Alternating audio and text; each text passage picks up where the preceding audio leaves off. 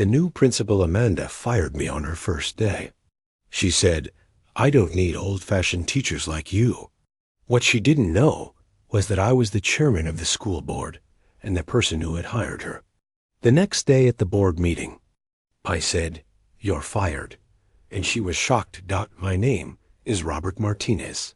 I'm 52 years old, and I just witnessed the most spectacular display of professional arrogance in my 25 years in education transform into the most satisfying demonstration of institutional power I'd ever delivered.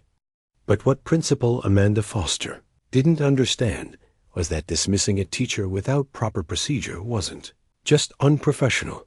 It was career suicide. When that teacher controlled her employment destiny, standing in the boardroom 24 hours after Amanda had fired me, watching her face turn pale as I announced her termination to the entire school board, I felt the deep satisfaction of a power reversal that had been both swift and completely justified. But according to Amanda's version of our interaction, she had been making necessary personnel changes to modernize an outdated educational program.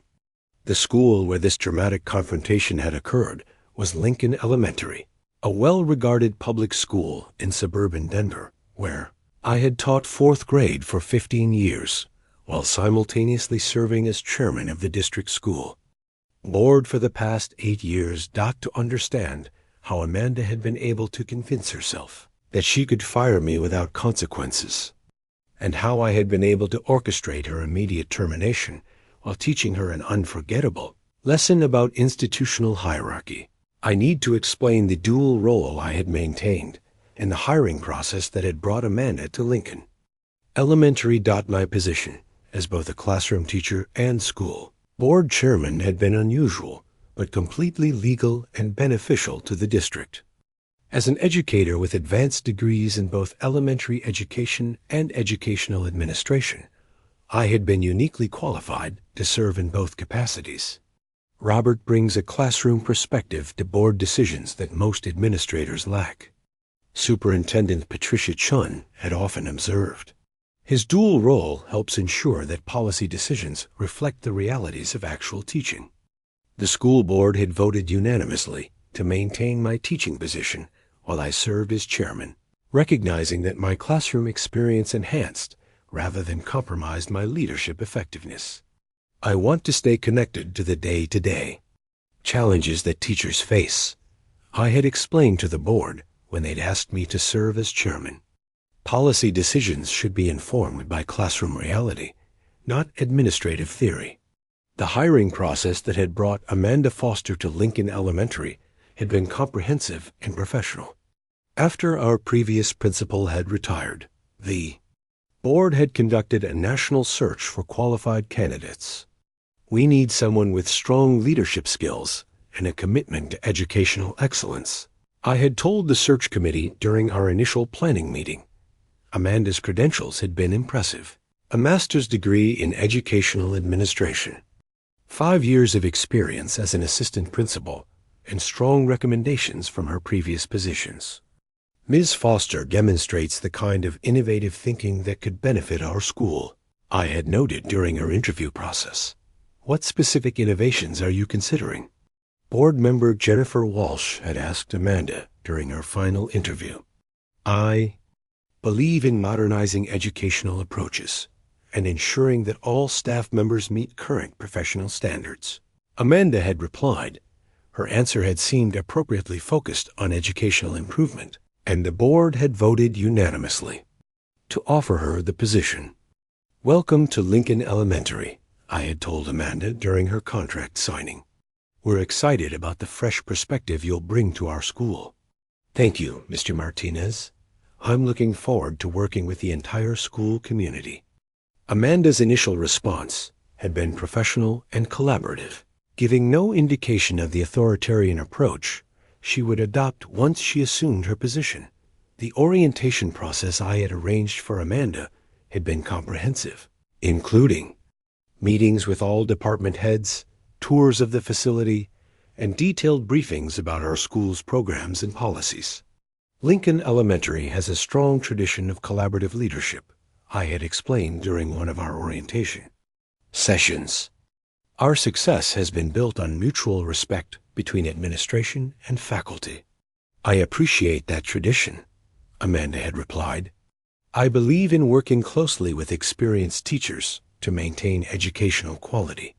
Our faculty includes several teachers with 20 or more years of experience. Their expertise is invaluable. Of course, experienced teachers are the backbone of any successful school. Amanda's comments during orientation had suggested that she valued experience and collaborative relationships, making her subsequent behavior even more shocking and inappropriate. The first day of Amanda's tenure as principal had begun with what she had described as an all-staff meeting to establish new expectations and procedures. "Good morning, everyone," Amanda had announced to the assembled faculty. "I'm excited to begin implementing the changes that will bring Lincoln Elementary into the modern era of education." "What kind of changes are you considering?" veteran teacher Margaret Johnson had asked. "We'll be updating our teaching methodologies, implementing new assessment protocols, and ensuring that all staff members meet current professional standards." Amanda's language about current professional standards had been the first indication that she was planning to evaluate existing faculty with a critical rather than collaborative approach.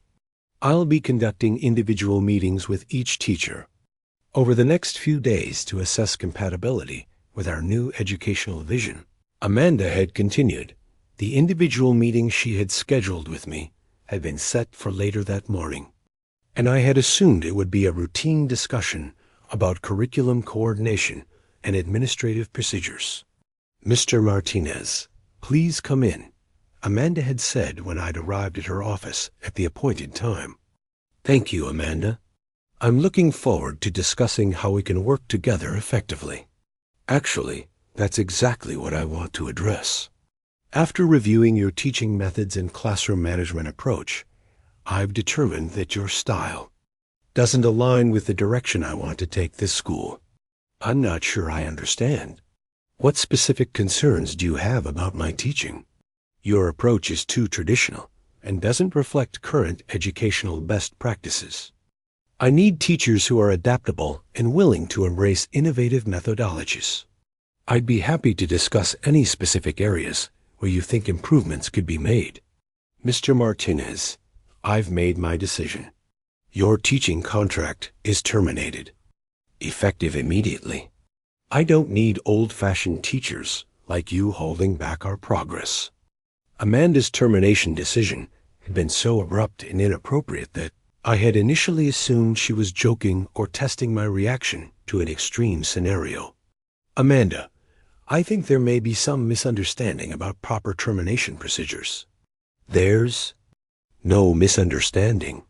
I'm the principal, and I have the authority to make personnel decisions that benefit the school. Actually, teacher terminations require board approval and must follow established due process procedures. Mr. Martinez, I'm not interested in bureaucratic complications. Please collect your personal items and leave the building." Amanda's insistence on immediate termination without due process had revealed both her ignorance of educational law and her assumption that she could act unilaterally without consequences. "Amanda, I think you should reconsider this decision and consult with the superintendent about proper procedures." "I don't need to consult with anyone. This is my school now, and I make the decisions." Amanda's claim that Lincoln Elementary was her school had been the moment I realized that she had fundamentally misunderstood both her role and the institutional structure she was supposed to serve. "I'll be filing a grievance with the school board," I had told her calmly. "File whatever you want. The board hired me to make changes, and that's exactly what I'm doing." Amanda's confidence about board support had been based on her complete ignorance of my position as board chairman and her assumption that the board would automatically support administrative decisions without question. The phone call I had made immediately after leaving Amanda's office had been to Superintendent Shun, who had been shocked by Amanda's behavior and had immediately requested an emergency board meeting. "Robert, what Amanda did is completely inappropriate and potentially illegal," Superintendent Shun had said after I described the termination meeting. "I agree. Her behavior suggests that she doesn't understand basic educational law or proper administrative procedures. More importantly, she doesn't seem to understand that you're the board chairman." "How is that possible?" "I don't think anyone mentioned my board position during her orientation. She probably assumes I'm just a regular classroom teacher. This is a serious problem. Amanda's behavior indicates poor judgment and a fundamental misunderstanding of her role."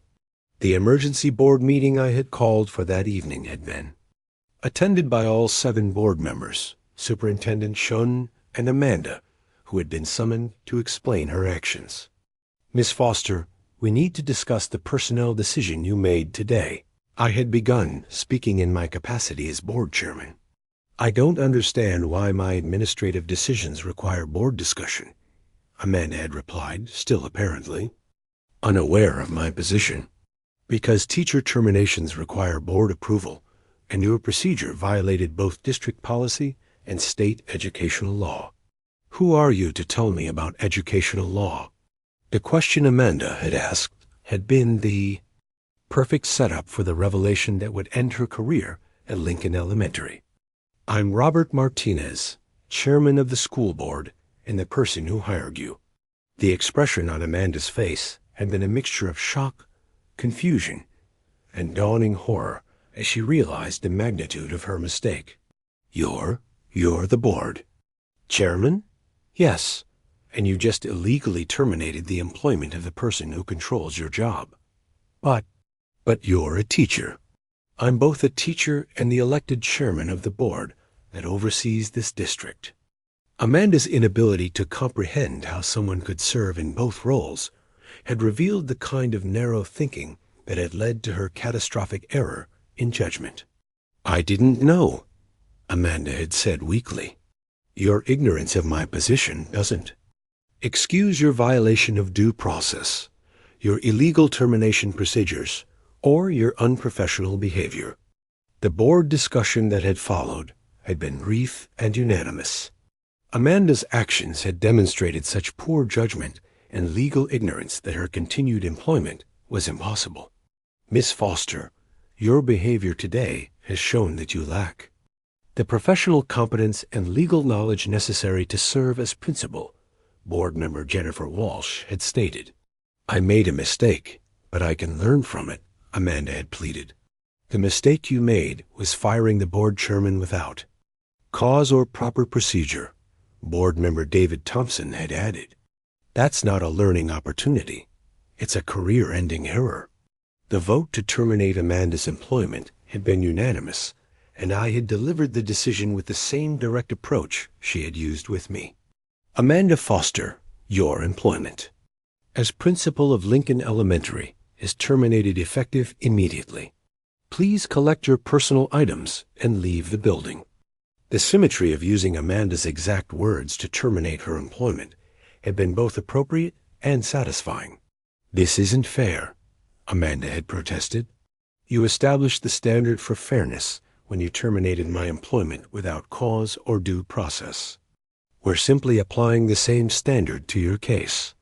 Amanda's termination had been processed that evening, and she had been escorted from the building by district security, exactly as she had intended to have done to me. The aftermath of Amanda's termination had been swift and educational for the entire district. Her case had become a cautionary tale about the importance of understanding institutional hierarchy and following proper procedures. Amanda's situation demonstrates why new administrators need comprehensive orientation about district governance and legal requirements. Superintendent Shun had observed during our next administrative meeting.